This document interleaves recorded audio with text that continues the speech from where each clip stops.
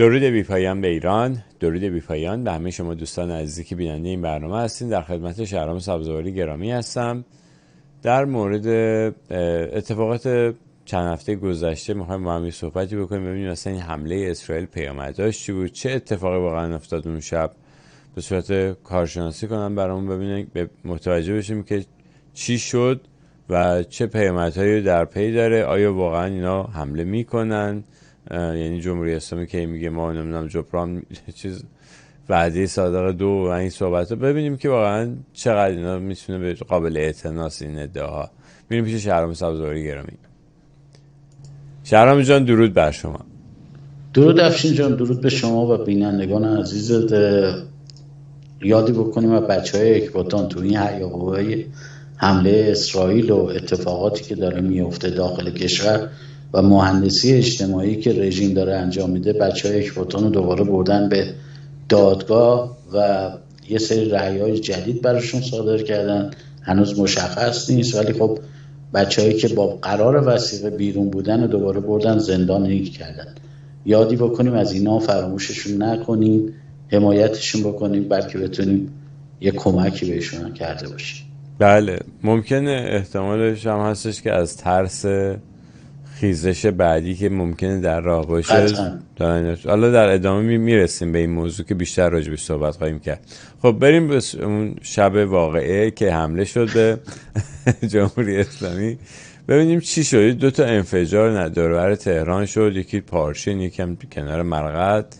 نمیدونم حالا این همون بوده یا اینکه یکی اینکه میخوام ببینم که آیا واقعا هواپیما اومد بمب انداخت یا با موشک، چی بود داستان به نظرت اونجا؟ و بعدم صحبت این شد که گفتن پدافند هوایی رو زدن در اهواز و یا در خوزستان. اینا یه ذره اطلاعات دقیق‌تری اگه داری ما بده که چی شد واقعا اون شب. این حمله‌ای که اتفاق افتاد دقیقاً یه حمله کلاسیک بود. اگه بخوایم حالتش رو بخوایم مثلا مقایسه بکنیم، دقیقاً با کمان 99 ارتش میشه گفت همخونی داشت. اگه خاطرت باشه وقتی صدام اومد فرودگاه ها رو زد و رفت، 140 فروند هواپیما پاشد رفت، دیوار سوته شکست، بمب ریختن، خیلی جاهای از عراق رو زدن، پالایشگاه کرکوک رو زدن و این یه چیز کپی از همون بود. تقریبا 3 مرحله داشت. مرحله اول سرکوب پدافند بود، یعنی پدافند رو زدن. اسرائیل، کشور اسرائیل، نیرو هوایی اسرائیل پدافند رو زد، حالا به هر طریقی که تونست با سلاح‌های ضد رادار و ضد پدافند تونست پدافند رو بزنه که ایلام رو زد، ماهشهر رو زد، بخشی از آبادان، پدافند آبادان رو زد، پدافند دور مرقد رو زد یا همون فرودگاه امام خمینی رو زد. امام خمینی هم گذاشتن، یه چیزی گذاشتن رو فرودگاه ما مجبور بشه خمینی ملعون رو زد، اینجوری بگیم بهتر، فرودگاه بین‌المللی خمینی ملعون رو زد. و همینجوری رفت تا اینکه پدافند سرخ رو هم زد. یه پدافند هاگ اونجا داشتیم، اونم زد و تقریبا میشه گفت رینگ پدافندی تهران رو به صورت کامل زد. رینگ پدافندی ایلام رو زد که غرب کشور پوشش میداد و این سایت پدافندی خیلی مهم بود. سایت راداری ایلام از گذشته بوده، از زمان شاهنشاه اونجا بوده و تقریبا میشه گفت تمام تحرکات رو تا آن سوی انتهای عراق هم میگرفت، حتی نزدیکی های خود اسرائیل میگرفته، ولی خب زدنش.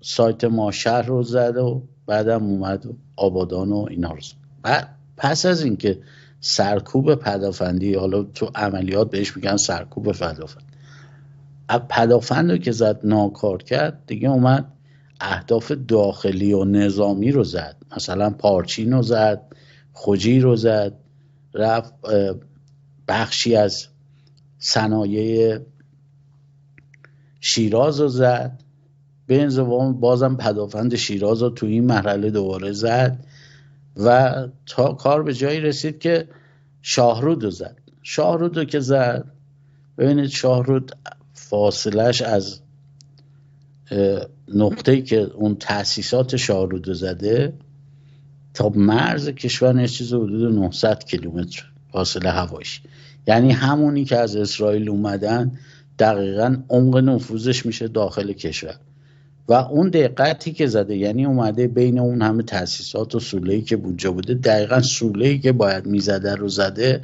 اینها جای اینه که این عملیات فوق‌العاده پیشرفته بوده و فوق‌العاده با اطلاعات و با نقطه زنی که ترسیم کرده بودن. بعضیا معتقدن که میگن F-35 ها از شمال کشور وارد کشور شدن و اونجا رو زدن. برخی دیگه معتقدن هدایت ماهواره‌ای داشتن، سلاحی که مثلا موشکی که شلیک شده با نشانه گذاری ماهواره‌ای رفته خورده به هدف.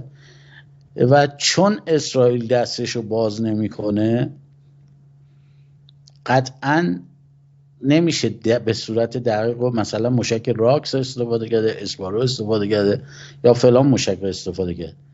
و یه نکته مهم که داره این وضعیت حمله‌ای که به کشور شد در اون شب و فیلم و عکسش بیرون نیومده و ابعادش اون شکلی دیده نشده، با در صورتی که خیلی وسیع بوده و حدود 20 نقطه رو الان تایید شده که کاملا زده و خیلی هم وسیع بوده، مردم ندیدن یا مردم مثلا متوجه نشدن، اینه که این محل هایی که مورد هدف قرار گرفته فرسنگ ها از شهرها دوره، اکثرا در بیابان هاست، در جاهای دور افتاده است. مثلا سایت راداری ایلام یه جای سوتوکوره که اصلا کسی توی بیابونا بین مرز ایلام و خوزستان و اصلا یه جایی که قابل رصد نیست، یعنی روزش آدم رد نمیشه اونجا. بعد ساعت 3 بعد از نصف شب، 2 بعد از نصف شب، هیچ کسی اونجا تردد نمی‌کرده که بتونه عکس بگیره یا فقط یه دونه عکسی که اومده بود بیرون یا فیلمی که اومده بود بیرون مال اون کارخونه شمس‌آباد که باز اون نزدیک شهر بوده، موقعیت شهری داشته، مردم تونستن بگیرن. و بس اون یکی هم که رینگ پدافندی مرقد بود که اومده بود بیرون، اون گور خمینی بود که اومده بود بیرون، که اونم باز ببینید دید شهری، دید انسانی روش بوده. بقیه جاها چون خارج از شهر بوده و دست خود این سپاهی هاست دیده نمیشه. الان هم میبینید که چند روز وایسادن، نمیدونم ما هیچی نگفتن بعد اومدن حرفای خنده‌دار زدن. یه سرتیپ مختاری توی یه تیمسار مختاری توی تشییع جنازه یکی از این بچه‌هایی که کشته شده بودن اومده بود گفته بود 600 تا موشک زدن اسرائیلیا. اصلا یه چیزی گفت که ارتش درجا خودش بیانیه داد همچین چیزی نبود و همچین اتفاقی نیفتاده. یعنی خود ارتش این مزخرفاتی که اینا گفتن رو گردن نگرفت. و بازیایی که دارن در میارن اینه که اسرائیل نمیاد بگه چه مهماتی استفاده کرده و فیلم ها رو پخش نکرده، باعث شده اینا بتونن بیان رو مانور بدن، بگن ما فلان پدافندمون فلان کار رو کرده، نمیدونم اینقدر موشک رو زدیم، اینقدر حمله وسیع‌تر بوده. میدونیم فقط این خوراک داخل، مثل اون توپایی که شما نشون دادی یا صدای ضد هوایی که میامد نقطه کور شلیک میکردن بدون که چیزی ببینن. شما حساب کنید مثلا اینا میگن ما پهپادهای انتحاری رو زدیم یا کوادکوپترهای انتحاری رو بالا سر تهران زدیم. دید انسانی تو شب پهپاد انتحاری که مثلا کربونی سیاه رنگ، نه چراغی داره نه چیزی داره، چجوری میتونه اصلا ببینه که بخواد با شلیک توپ 23 مثلا اونو بزنه تو هوا بعد تو اون ارتفاع؟ چجوری؟ اصلا قابل زدن نیست. ببینید همچنین اینا همش برای این بود که مثلا فریب بدن مردمو، بگن ما یه همچین کارو کردیم که پشت سرش بیان این دروغا رو بگن. مثلا اصلا ما پرواز جنگنده نداشتیم وقتی حمله شروع شد. قبلش چرا؟ قبلش یه 4 تا فانتوم در پایگاه شاهرخی پریدن به صورت نمادین 20 دقیقه، 4 تا هم از پایگاه بوشهر پریدن، اونا هم 25 دقیقه اومدن نشستن. دیگه نه تامکتی بلند شده، نه F5 بلند شده، نه بیگ 29 بلند شده، نه این دلغک بازی هایی که الان جدیدن در آوردن که میگن مثلا سخو بخواد بلند شه فلان اینا، هیچ کدوم این جنگنده ها بلند نشدن. الان اومدن میگن ما تامکت ها مثلا برای F-35 ها طلا گذاشت. میدونید چون مردم نمیدونن، خبر ندارن چه گذشته، دیگه هر دروغی رو دارن میگن دیگه که جا بندازن آقا ما این کارو کردیم اون کارو کرد. هستم در خدمت دالا، جلوتر بیشتر توضیح میدیم چه چاخانه‌ای دارن میکنن و چه جوری دارن مهندسی اجتماعی میکنن این کارو. بله بیشتر خوراک اون ارزشی های خودشون دارن. دو سه تا نکته بود میخواستم باید مطرح کنم. اول که راجع به همین توپ 23 که میگی، واقعا زدن پهباد، هر جور پهبادی، حتی تو روز با توپ 23 مثل اینی که مثلا شما با تفنگبادی بخوای یه مگس رو بزنی رو هوا، مثلا یه همچین دقتی بود، تقریبا نشدنی همچین چیزی. حتی تو روز تازه پهبادی هم که ببینی و بخوای مثلا با توپ 23 بزنی. این مال این. یکی این که تلفات سپاهی ها رو فقط، این تمام این حمله که الان شما گفتی در این وسعت بود، میشه فقط 4 نفر تلفات داشته باشه؟ به نظر پنهانکاری میکنه؟ دعوای من همینه دیگه. ببین من و شما ساعت ها اومدیم اینجا وقت گذاشتیم ویدیو درست کردیم، از قتل فرماندهان نظامی به دست خود این رژیم شروع کردیم که نمونه بارزش همون منصوری بود که گفتیم ذوب در ولایت بود ولی کشتنش. به خاطر چی؟ به خاطر اینکه داشت خلاف جهت روس‌ها یا خلاف جهت خود خامنه‌ای میرفت برای اینکه بخواد ارتقا و توان رو ببره بالا و اینجور صحبت‌ها. یعنی اون چیزی که توی خود ذهن خامنه‌ای و دار دستش بود نبود، با توجه به اینکه این آدم اینقدر نزدیک بود به خامنه‌ای ولی رژیم باعث خودش دست به قتل ستاری و معاونینش و اینا زد که اصلا کلا تمام پروژه هایی که ستاری داشت در نیرو هوایی اجرا میکرد از بین رفت. این خود این پروژه ها که از بین رفته میتونه دلیل به قتل حکومتی این فرمانده باشه. من و شما ساعت ها وقت گذاشتیم راجع به اینا تحقیق کردیم، صحبت کردیم، ویدیو درست کردیم، خوبم بازدید خورد. رژیم اومد چیکار کرد؟ رژیم اومد اتاق فکر رژیم یه مهندسی کرد اینجا رو. خب همه اینا تردیدهای ایجاد کرد. بزرگان نیرو هوایی که الان در آمریکا هستن اونها اومدن صحبت کردن، سحر گذاشتن رو صحبتایی که شده بود، رو حرفایی که من و شما با هم زده بودیم، مثل جناب سرنگ ایزدستا و خیلی دیگه، جناب سروان بابایی، خلبانای شکاری، حرفای ما رو تایید کردن و اینها داشت یه خللی توی نیروهای ریزشی نیرو هوایی ایجاد میکرد. نه تنها من باشم، خیلی های دیگه بودن توی این راستا داشتن فعالیت میکردن. حالا اومد رژیم چیکار کرد؟ اگه طرف دیگه هم عرض کنم اینو، هر کاری کردن با اسرائیل، ارتش خودش رو سعی میکرد کنار بگیره، قاطی نشه. یعنی مردم هم خلاصه اینو بفهم. یه جورایی اومدن گفتن خب ما یه کاری بکنیم، با یه تیر چند نشون بزنیم. نشان اول این بود که اومدن کشته‌های سپاه رو اعلام نکرد، وگرنه تو همون کارخونه شمس‌آباد 3 تا نیروی حراستی صنایع دفاع، نگهبان شب، حالا حراستی میگیم بعضیا، نگهبان شب کارخونه شمس‌آباد 3 تا در جا کشته شدن، هیچ اسمی ازشون نیست. یا پدافند مثلا رینگ مرقد گور خمینی، اونا سپاهی بودن، همونایی بودن که تور M1 و فلان و اینا رو برده بودن دستگاه پورتابلو. سپاهی ها کشته شدن، قطعا کشته شدن کسایی که تو پدافند بودن، هیچ جا اسمی ازشون نیست. یا اون کارخونه که تو شاهرود زده شده همینجور ول نبوده به امان خدا، که اون هم هیچ حرفی ازش نیست که کسی کشته شده یا کشته نشده فلان. با توجه به اینکه اصلا غافلگیر شده بودن، آژیری نزده بودن و فکر اینو نمی‌کردن که مثلا اون نقطه مورد هدف قرار بگیره، قطعا کشته داده. مثل اسرائیل نبودی که مردم قبلش برن پناهگاه خودشون رو حفظ کنن فلان، اینا کشتن. خب کشته ها رو چرا اعلام نکردن؟ اینجا اومدن یه پروژه حججی سازی درست کردن، البته این دفعه با حمزه ارتش. قشنگ اومدن بردن اینا رو بولد کردن. اونور زنش اومد گفت نمیدونم آقا فلان، همون حرفایی که زن حججی توی مراسم ختم حججی زده بود، زن حمزه‌ای هم اومد تو مراسم ختم این حمزه‌ای زد. شروع کردن سر صدا کردن. یک، ارتش رو آوردن قاطی ماجرای اسرائیل کردن، قاطی همین کثافتکاریشون کردن که الان میبینید که میگه ارتش هم توی وعده صادق 3 نمیدونم عملیات ترکیبی اینا، حالا توضیح میدم این اصلا چه عملیاتی میخواد بکنن و چه چرت و پرتی دارن میگن. اصلا وعده صادق 3 میگن ارتش هم هست، یعنی اومدن ارتش هم قاطی کارهای ماجراجویی خودشون کردن. این اولین بهره‌ای بود که بردن. حرفم بهشون بزنن پرسنل که ما نمیخوایم و فلان، میگن انتقام همرزماتون که در فلان جا کشته شدن رو باید بگیم. اینجا یه بهره رو برد، جامعه رو برد به یه سویی که مثلا فقط سپاهی ها نیستن گردن کشی میکنن اگه ما فلان کنیم. ببین ارتشی هایی که مثلا تا حالا تو هیچ کاری شرکت نداشتن، هیچ کاری هم نکردن، اونها رو هم زدن.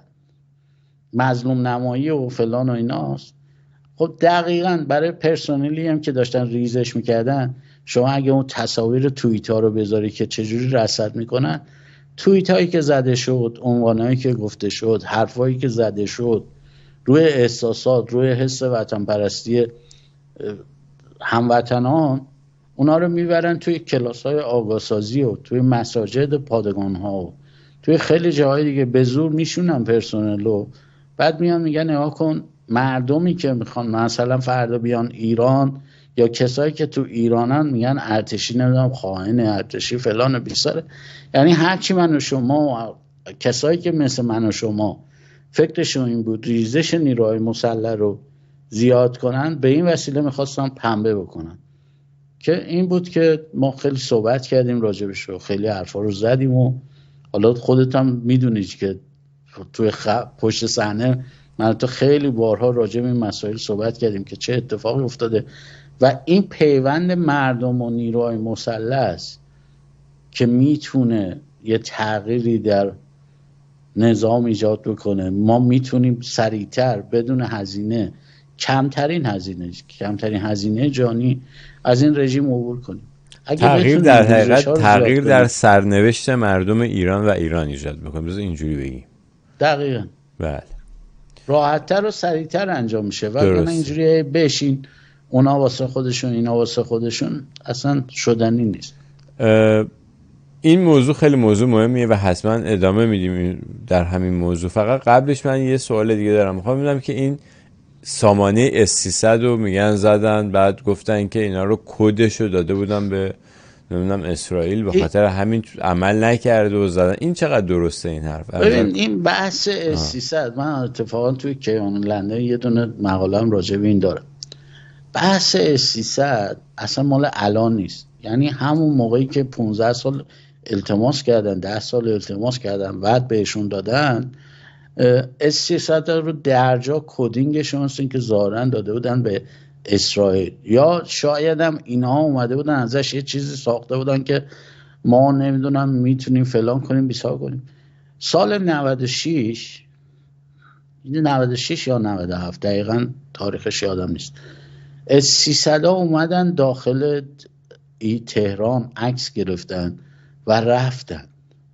من یادم از اون موقع تو ایران برفین کار شد این قضیه که عکسای F-35 ها بالا سر تهران و عکس برداری کرده که پشتبند این داستان فرمانده پدافند وقت و که سرتیپ فرزاد اسماعیلی بود عوضش کردن، برداشتنش ایشون، جاش همین سبایی فر فعلی رو گذاشت. یک کسی بود خیلی هم خوش چهره بود و خوش صحبت بود و فن بیان خوبی هم داشت، جوون هم بود، همسن بنده بود آقای فرزاد اسماعیلی. ایشونو برداشتن از پدافند. به خاطر چی؟ به خاطر همین که F-35 اومده بودن بالا سر تهران عکس برداری از مناطق حساس کرده بودن و برگشته بودن. حالم که امروز هم که رسیدیم خودشون هم معترفن که S-300 کارایی نداشته. نمونه اولش رو تو اصفهان زده بودن که جعفری اعتراف نداشتیم و اعتراف کرد. این سری هم که اومدن مثلا که 4 گردان S-300 رو زدن، عملا دیگه S-300 وجود نه. این که میگن کدشو دادن به اسرائیلی، مثلا روسا خیانت کردن کدشو دادن دیگه. دادن تو سوریه هم ببینید، پس درسته این. بله تو سوریه هم ببینی S-300 کارایی ندارن، سوریه هم S-300 داره ولی تا حالا شنیدی حتی یه F-16 اسرائیلی رو بزنه؟ خب این کدشو دادن دیگه، وقتی کد پدافندو میدن اینجوری میشه دیگه. حالا F-35 اومده اینجا ولی F-15 و F-16 تو سوریه میره عملیات انجام میده و سوریه با داشتن S-300 نمیتونه تقابل انجام. این یعنی چی؟ یعنی اینکه کدشو داده به اونا گفته من میفروشم به اینا، تو خودت هم برو بزن من دوباره جایگزین کنم. دیگه مشخصه دیگه اصلا جای چقدر هم بازی در بردن سر دادن این S-300 و اینا و چقدر هم پولش مثلا میگفت 800 میلیون دلار. همیشه ببین روس‌ها همین بودن. الان قراردادهای جدیدی که دارن مثل میل 28 میل 28 دارن هلیکوپتر و سوخو 35 که دارن، الان اومدن 6 تا سوخو دادن، سوخویی که به ایران دادن دمونتاژ دادن از قراردادی که داشتن. این خود مونتاژ کردنش یه داستانه.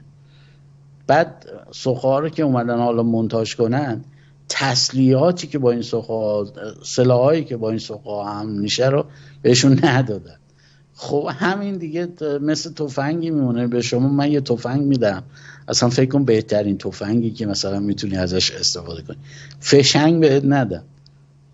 اگه کلت باشه میشه مثل سنگی که تو دستت میگیری، میشه دکور دیگه، در حقیقت دکوری میشه. تفنگ بلند باشه که تفنگ اسلحه‌ای باشه که مثلا قنداق داشته باشه میشه چوب دستی، کار دست بیلو برات میکنه.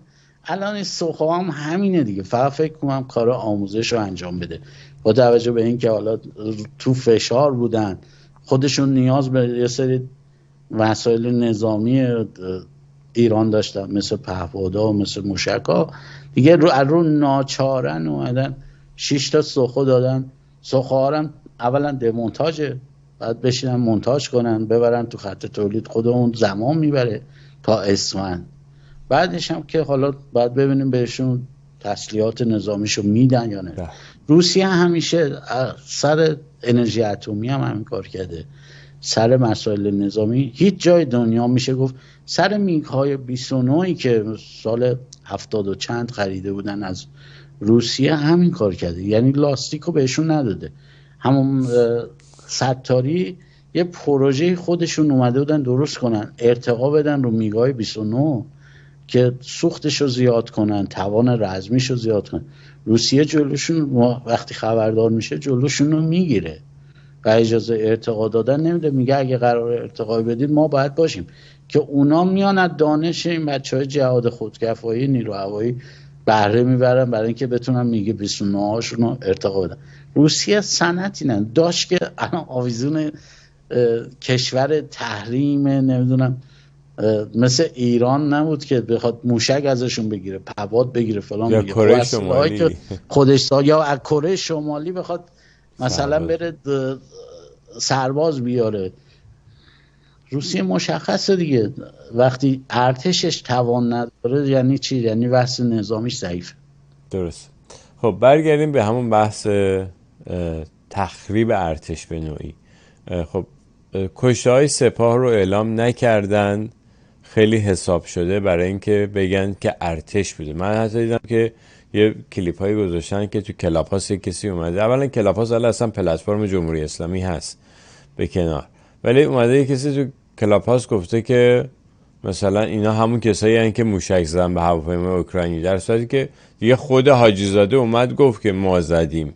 پس یعنی سپاهی‌ها بودن، هیچ ربطی به ارتش نداشته و ارتش اصلا زیر بار اون داستان نرفت بهشون واد. و خلاصه اینی که ما صحبت میکنیم، همیشه با هم صحبت کردیم اینجا، من شما فریبرز و کرمی زن اینا اومدیم گفتیم که جمعیت میلیونی میتونه راهگشا باشه و بعضیا میگن خب من سال 88 ما رفتیم میدون آزادی. خب میدون آزادی شما جمعیت 5 میلیون هم بریم فایده نداره. میدون آزادی خبری نیست، چیزی نیست اونجا. شما باید بیا میدون انقلاب و میدون پاستور، اونجاست که مرکز شهره و بغل بیت زهرا که مرکز حکومت، مرکز حکمرانی، تخت خلافت خامنه ای اونجاست. بنابراین این فرق این دوتا مکان خیلی فرق داره با هم و بعدم در حقیقت این یه به قول اینجا یه کیوه، یه علامتیه به نیروهای مسلحی که ناراضی هستن، چه سپاهی چه ارتشی، از این سیستم، از این وضعیت، از این بلایی که داره سر کشور میاد. بالاخره اینا هم ایرانی هستن، دارن میبینن اتفاقایی که داره تو ایران میفته دیگه. اینا قابل پنهانکاری نیست. دریاچه ارومیه خوش شده، زاینده رود خشکه، تمام تالاب‌ها خوش شده و اینا همش نتیجه کارهایی که جمهوری اسلامی انجام داده، نتیجه سدهای بی‌مطالعه. اینی که سد گوسفند هی میان اخطار میدن، میگن آقا اینجا کوه نمکیه نباید اینجا سد بزنید، با سد رو میزنن، تمام اونجا مهمترین منبع آب شیرین ایران رو تبدیل میکنن به دریاچه نمک که تمام مزارع و باغات پایین دستش رو خشک میکنه. خب این یه اراده‌ای هست برای نابودی ایران، برای نابودی اون منطقه. اینا رو ارتشی ها هم دارن میبینن، نیروهای نظامی هم دارن میبینن، مترصد یه فرصت هستن و این فرصت رو مردم با جمعیت میلیونی میتونن بدن بهشون و در ضمن زمانی که جمعیت بالایی در شهرها بیاد، در تهران جمع بشه، مطمئنا تو شهرهای دیگه هم که پتانسیل بالایی دارن این اتفاق خواهد افتاد. این یه نکته. و بعد هم قسمت بعدی هم اینه که به هر حال این نیروهای نظامی مترصد این فرصت هستن و دقیقاً سرنوشت مردم ایران و ایران به وسیله خود مردم ایران عوض میشه. این خیلی فرق داره تا اینکه یه ارتش خارجی بیاد این کارو بکنه. مطمئناً عواقبش اون چیزی که ما میخوایم میتونه نشه، میتونه اونجوری که ما میخوایم یعنی ما حق کمتری خواهیم داشت. اگه خودمون بتونیم این کارو بکنیم حتما حق بیشتری خواهیم داشت. میخواستم صحبتای تو هم بشنوم، میخواستم نظر تو هم بشنوم راجع به این موضوع که چقدر فکر میکنی که این عملی و شدنی هست. افشین جان، ما بارها صحبت کردیم راجع به این مسئله که چه اتفاقی قرار بیفته و اگه مثلا چند درصد انقلاب پیش بره، مردم بیان بیرون، ارتش یا من اصلا کلا نیروهای مسلح، اون بخشش که ریخته، من کاری به اون بخشش که ایدئولوژی و چسبیده و نمیدونم خداشون و زب در ولایت اصلا ندارم. ببین یه بخشی از همینجور که شما گفتی از خود مردم هم، مثل خود مردم زیر ستمن، تازه یه سری دغدغه‌های بیشتر هم دارن، یعنی اون خاک از دست رفتن ها رو دارن میبینن، نابودی کشور رو دارن میبینن، نابودی سیستم دفاعی کشور رو میبینن، خیانت ها رو میبینن. این بخشی که وجود داره و میخواد به مردم بپیونده، دیدیم که مثلا بازه از زمانی تو کردستان اومدن مردم رو توی چلم مهسا راه دادن. خب کسی نمیدونه چه اتفاقی افتاده. من تو صفحه توییتر خودم گذاشتم که چجوری راه دادن، در خانه‌های سازمانی جا دادن، حتی سپاهی‌ها حمله کردن به اونجا، به خونه‌های سازمانی ارتشی‌ها، به خاطر اینکه مثلا به مردم حمله کنن فلان کنن. درگیری‌های این چنینی بوده. ولی چون یه ارتشی توی جای محدود زندگی میکنه، توی مثلا همه مشخصاتش رو میدونن، همه داشتهاش رو میدونن، زمانی باید بیاد پای کار، زمانی باید اون پشتیبانیش رو آشکار کنه که مطمئن باشه دیگه کار این رژیم تمومه. اگه اون موقع نباشه، قطعا اون ارتشی مجازاتی که میشه 10 برابر از یه آدم عادی بیشتره، چون درجا به اون برچسب خیانت میزنن، درجا به اون اگه اصلا به شما یه حکم 2 ماه 3 ماه بدن با یه تعهد حتی شما آزاد بشی، ولی اون حکم جاسوسی میخوره، فلان میخوره، 1000 تا حکم دیگه میخوره. زمانی اینا میتونن بیان پشت ملت بیستن که ملت خودشون 70% حداقل تصمیم گرفته باشن این رژیم رو براندازی کنن. ما هنوز به اون نقطه 70% نرسیدیم متاسفانه.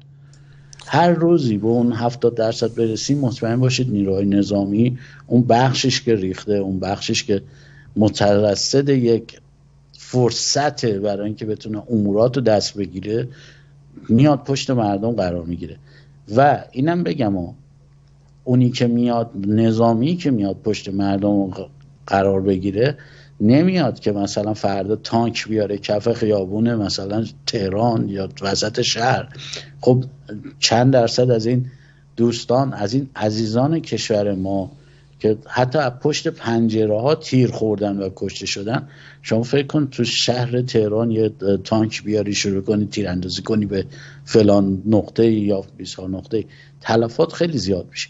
اینها همه اینا رو باید حساب کتاب بکنن و ببینن چه موقعی میتونن بیان یه چیزی مثل اون عملیات تهران که زیر 2 ساعت کلانتری ها رو خلسلا کردن، پادگان های مهم رو خلسلا کردن و فلان کردن، یه همچین حرکت هایی باید انجام بشه که خود رژیم هم از همین میترسه. و امروز اگه میبینی داره یه حرکت هایی میکنه که ارتشو، ببین مال امروز هم نیست، رژیم وقتی اومد سر کار زمزمه انحلال ارتش اومد، بعد همینجور اومدن جلو تا قائله کردستان و فلان و اینا اومد، دیدن نه فقط ارتشی که میتونه مرزهای کشور رو حفظ کنه، فلان کنه، بیسار کنه. یه سری داستانهایی که بین خودشون بود باز سوء استفاده کرده از ارتشی، ارتش نگه داشتن ارتش. بعد دوباره سال 60 کودتای نوژه که شد، دوباره اومدن گفتن ارتش باید منحل بشه، که سخنرانی اون یارو روحانی هم بود که میگه ارتشی ها رو باید بیارین تو تیرای چراغ برق دار بزنید و فلان و اینا. اینم از اومدن جلوتر سال 65، یعنی در اوج جنگ، یه دفعه گفتن ارتش نیروی مصرفیه باید منحل بشه. ببین اینها تو این مدت 45 سال بارها حتی سال 80 هم اینا باز میخواستن ارتش رو منحل کنن. 1380 یه اتفاقی افتاده و نتونستن، جنگ خلیج فارس شد و جنگ عراق شد و فلان شد و اینا، باز دوباره جلوی انحلال ارتش به یه شکلی گرفته شد. اینها همیشه این داستان انحلال ارتش رو داشتن. حالا اومدن بعدم سپاه رو جلوش درست کردن از اول، یه سری سپاه رو که از اول جلوش درست کردن ولی خب ربطی به ارتش نداشتن، گوشتن اونجا. ولی خب سپاه هیچ وقت اون جایگاهی، ببین ارتش یه جایگاه خاصی تو قلوب ملت داشته. نه نظر تحقیر و جنگ روانی بیشتر. آره اصلا شما خودت ببین بودجه که تقسیم میکنن، بودجه که برای سپاه میدن، خب یه سپاهی به من که دانشگاه امام حسین میاد بیرون بهش وام مسکن میدن، خونه میدن، فلان میدن. قبل از اینکه این یگان منتقل بشه با یه یگان دیگه، خونه سازمانیش به راه، اینش به راه، اونش به راه. ولی ارتشی‌ها اینجوری نیست. ارتشی‌ها رو بیچاره کرده. الان که اومدن تیپا رو کوچیک کردن، شغلاشون ازشون گرفتن، فلان کردن. حالا اومدن چیکار کردن؟ حالا اومدن این ترس رو احساس کردن سالایی بود 2 سال گذشته که امکان داره نیرو هر لحظه به مردم بپیونده. ببین نشانش میدونی چیه؟ من همینجا از بیننده ها میخوام اگر یه دونه تصویر بیارن تو 401 یا قبلش، حتی نه اینکه چرت و پرتی که فرماندهان میگن، نه میان میگن نمیدونم ما در سرکوب بودیم اگر خامنه‌ای اذن جهادم داد، اینا رو بریزید دور. اون فرمانده که حرف میزنه مطمئن باشید حتی معاون خودش هم نمیدونه چی میگه. اونا برای چاپلوسیشون و فلانشون یه حرفی میزنن. یه تصویر بیارن از ارتشیایی که مثلا در سرکوب شرکت داشت، یه تصویر بیارن که مثلا ارتشی حتی در فلان 98 بوده، در 96 بوده. ارتش هیچگاه شرکت نکرده. حتی من یادم در مصاحبه‌ای که با VOA داشتم، VOA فارسی، صدای آمریکای فارسی داشتم، اونجا علنا رسما گفتم اگه جرأتشو دارید پرسنل ارتش رو با ساز و برگ بیارید کف خیابون و اگر ارتشی دید شما دارید زن هموطن و نمیدونم دختر هموطن رو میزنید و سلاح رو طرف شما، یا اینکه ببینه مثلا لبنانیا یا حزب عراقیایی که مثلا بس اونا رو بیارن، ارتشی‌ها نمیذارن این اتفاق بیفته که اونا که جلو اونا رو میگیرن. بعد من حتی هست برن وی مصاحبه‌های بنده رو ببینن، هم گفتم، هم سرگرد خسروی گفت اونجا، عرض کردیم که آقا شما اگه راست میگید ارتش رو با ساز و برگ بیارید کف خیابون، مگه نمیگید ارتش با شماست، بیاریدش کف خیابون، اون وقت ما ببینیم اولین صدای جیغ دختر ایرانی که میره بالا، ارتشی سلاحش رو سمت دختر ایرانی میگیره یا سمت شما میگیره. این صحبتی بود که ما در 401 کردیم. الان هم همینه. الان هم وقتی که اینا میترسن خودشون میان هموطنا میان توییت میزنن نمیدونم اطلاعات سپاه رفت فلان اسلحه خونه ارتشو پلم کرد، فلانجا اومد فلان کرد. نمیگم اینا درسته، ولی شما ببین جو و چجوری درست میکنن که مثلا اطلاعات سپاه ورود کرده فلانجا و فلانجا و فلانجا رو بسته. گرفتی چی میگه؟ اینها همه میشه مهندسی اجتماعی، اینا میشه اون پیوندی که من و تو دوست داریم شکل بگیره، مردم بتونن یه هادی درست درمون داشته باشن کف خیابون، تلفات کم بدیم و در اندازی شکل بگیره. اینا درست. جمهوری اسلامی شما بیکار نمیشینه و نمیذاره انجام بشه. درست. شما اشاره کردی به این که 70% مردم ببین این 70% رو بعد اون نیروی نظامی ببینه چون اون ریسک بزرگی داره میکنه، اون یه مسیری رو داره میاد که اگر به نتیجه نرسه همه چیشو از دست میده، خانواده‌اش در خطرن. برای همین بعد این 70% ببینه. چجوری میبینه؟ با اون جمعیت میلیونی میبینه، اون موقع دیدنی میشه. ببین همون مثال تو ما میگیم جمعیت میلیونی، مثال 88 رو میزنن. خب 88 ما دیدیم که نیروی سرکوب عملا حاضر نشد حتی تو خیابون. یعنی اولش اومدن یه خورده مثلا این مانوری دادن این موتورپاتوریا، ولی وقتی که جمعیت دفعه زیاد شد از به طرف میدون آزادی، اصلا مکان غلطی بود، ولی دیگه نیروی سرکوب اصلا جرئت نکرد حتی حضور پیدا کنه اونجا، یعنی حتی حضور هم نداشت نیروی سرکوب هم محدوده نیروی، و خود اونام بالاخره میبینن دیگه در چه اتفاقی میفته. یعنی میخوام بگم جمعیت اگه حتی از 40-50 هزار نفر بیشتر بشه دیگه غیر قابل سرکوبه، دیگه غیر قابل کنترله و همون حضور جمعیت کافیه. اما صحبتی که ما داریم اینه که خب این کل ایده است. 88 من یه توضیح بدم راجبش، مخصوصا اون جایی که میدون آزادی که شما فرمودید. اولا من یه ویدیو درست کردم راجع به میدون آزادی، تو کانال یوتیوب هم هست.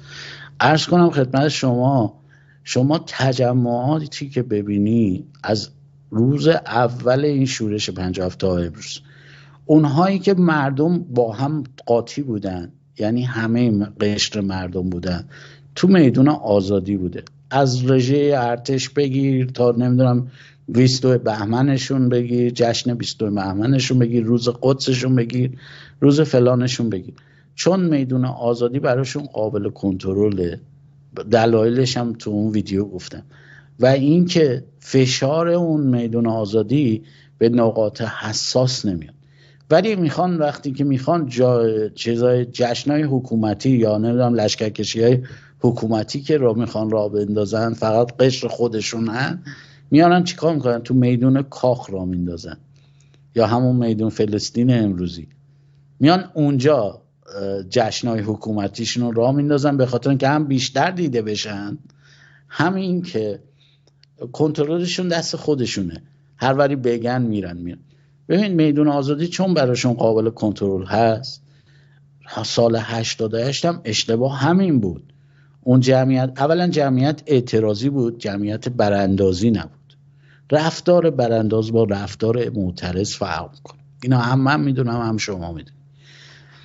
وقتی که جمعیت راهپیمایی سکوت کردن رسیدن به میدون آزادی، دیگه تموم شد. گفتن سران جنبش سبز بهشون گفتن آقا برید خونه هاتون، فردا بیاین.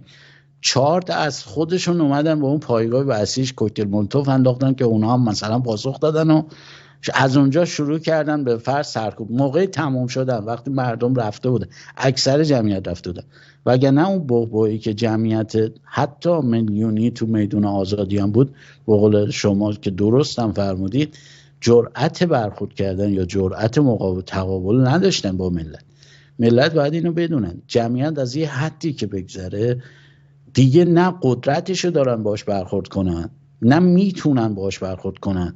جامعه جهانی هم بهشون اجازه نمیده که بخوام باشون برخورد کنن. در خدمت هست. بله ببین این خب به هر حال این کل ایده اینه که جمعیت، حالا ما میگیم میلیونی، یعنی ولی حتی ما حالا بیایم مثلا مساحت رو حساب بکنیم و اینکه مثلا هر نفر که نفر مثلا فاصله 1 متر مثلا، یا تو هر 1 متر مربع بگیم حتی 2 نفرم باشه، واقعا به میلیون نمیرسه اون منطقه میدون آزادی، تا بعد مثلا نزدیکای میدون انقلاب. حتی میلیون خیلی جمعیت زیادیه، بنابراین ما داریم صحبت چند صد هزار نفر میکنیم. 200-300 هزار نفر آدم. این یه قسمت دیگه هم اینه که این کل ایده است که یک جمعیت چند صد هزار نفری اطراف بیت ضحاک باشن، نیروهای نظامی هم میپیوندن به مردم و نوک اسلحه‌شون فقط میچرخونن طرف فرمانده‌هاشون، به جای اینکه بگیرن طرف مردم فرمانده‌هاشون دستگیر میکنن و بعدم سراغ بقیه سران نظام میرن. این کل ایده است. اما الان ما در چه مرحله هستیم؟ همه کارها پله پله پله است، مرحله به مرحله است. الان ما در مرحله اطلاع رسانی هستیم، در مرحله هستیم که فقط باید مردم با این ایده آشنا بشن.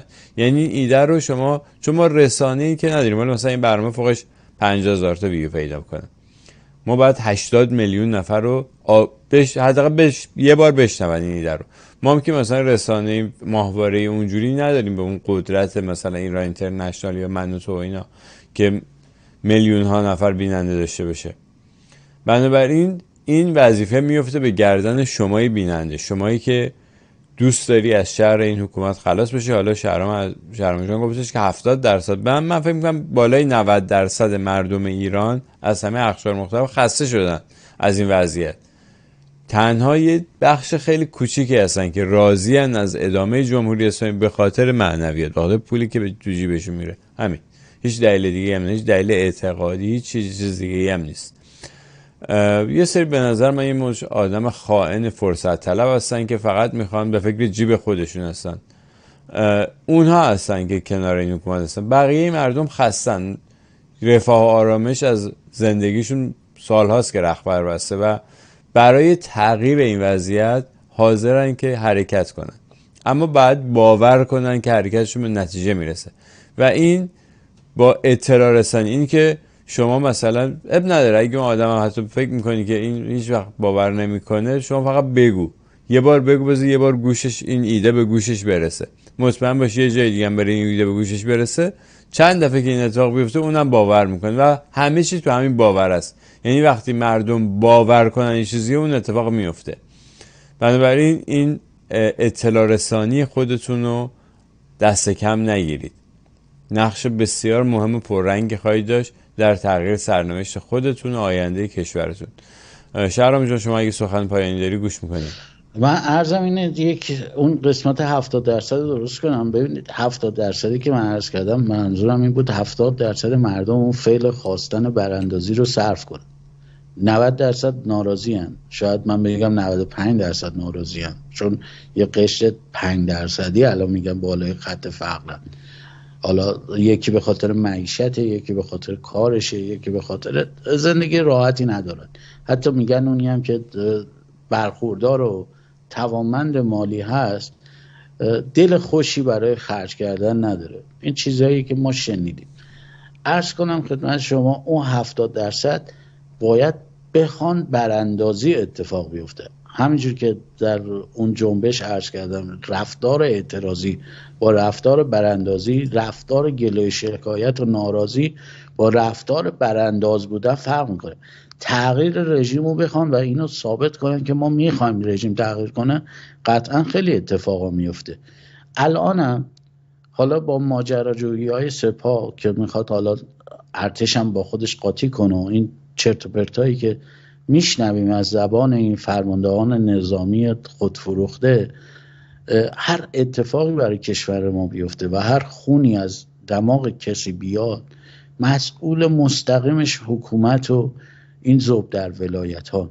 اینها رو باید ما بدونیم. اگر شما از هراس حمله اسرائیلید، اگر دلار امروز شده 70,000 تومان، اگر نمیدونم یورو شده 76,000 خورده هزار تومان و هر روز داره اون سبد غذاییتون کوچیکتر میشه، که من شنیدم خیلی از عزیزان هموطن ما حتی اون کالری مورد نیاز در روزشون یه چیز حدود 60% میگفت دریافت نمیکنن. اون سبد غذایی که برای سلامت فرد لازمه دریافت نمیکنن. مسئولش جمهوری اسلامیه و این یه حرکت جمعی رو میطلبه برای اینکه شما خودتون رو از زیر این نسل کشی مدرن به روش جمهوری اسلامی خلاص کنین و ایران و ایرانی رو نجات بدین. قربان. سپاسگزارم شهرام جان و امیدواریم که اتفاقای خوبی برای کشورمون بیفته و ما سرنوشتمون رو پیوند نزنیم به اراده کشورها و قدرت‌های دیگه، خودمون سرنوشتمون رو به دست بگیریم. سپاسگزارم از تو. بدرود تا برنامه بعد. بدرود. بدرود.